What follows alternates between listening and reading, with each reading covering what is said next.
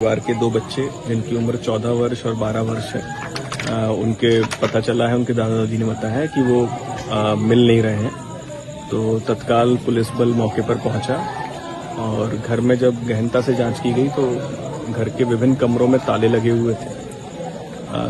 इस परिवार में 3 बच्चे थे, एक बिटिया है और 2 लड़के अपनी माँ के साथ यहाँ पर रहते थे और दादा दादी भी इसी घर में रहते थे। तो जब सूचना पे सभी इन कमरों को देखा गया, वीडियोग्राफी करवाते हुए जब कमरों को खोला गया तो दोनों बच्चों के शव उनके बेड पर पड़े हुए थे और भारी किसी चीज से पास में एक रॉड भी पड़ी हुई है। संभवतः उसी से बच्चों के सिर पर वार करके उनकी मृत्यु कारित की गई है।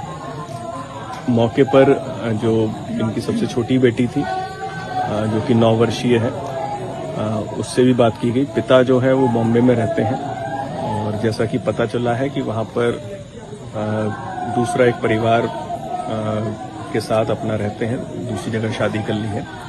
इस सब चीज़ों को लेकर परिवार में मनमुटाव रहता था और जैसा कि बच्ची ने बताया है, अभी जो बच्ची से बात हुई है उसके द्वारा ये बताया गया है कि बच्ची ने देखा कि माँ के द्वारा इस तरह की घटना कमरे में कारित की जा रही है। बच्ची पहले डर गई थी, उसने उस समय किसी को नहीं बताया।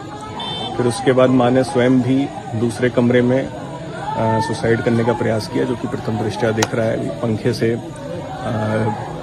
पंखे पर साड़ी लटका के। तो सभी गहनता से इसमें जांच की जा रही है। बच्ची बिल्कुल ठीक है। बच्ची के बयान के आधार पे लगभग सारी चीज़ें स्पष्ट है। बाकी हमारी फॉरेंसिक टीम भी मौके पर आ गई है और उनके द्वारा यहाँ पर साक्ष्य जुटाए जा रहे हैं। फिंगरप्रिंट्स जो विभिन्न चीज़ों पर हैं, ऑब्जेक्ट्स पर, उनको भी हम लोग लिफ्ट कर रहे हैं और ऐसा भी प्रतीत हो रहा है, हो सकता है खाने में पूर्व में कुछ मिलाया हो, उससे ही बच्चे अर्धमूर्छित अवस्था में रहे हो। तो उसके लिए हम लोग जो घर में बर्तन है, खाना है, क्योंकि जैसा कि बच्ची ने बताया कि खाना खाने के बाद उसको उल्टी हो गई थी, तो ये भी संभावना है। तो हम ये भी चेक करवा रहे हैं। उसके लिए हम लोग प्रॉपर फॉरेंसिक एनालिसिस खाने के सैंपल का भी करवाएंगे। बाकी बच्चों ने जो भी खाना खाया था उसका भी हम लोग एनालिसिस करवाएंगे, ताकि अगर पॉइजनिंग की गई होगी तो वो भी क्लियर होगी। और अभी देखने से सिर पे भारी जो रॉड से प्रहार किया है, बच्ची के बयान से स्पष्ट है कि ये घटना उनकी माँ के द्वारा ही कारित की गई है।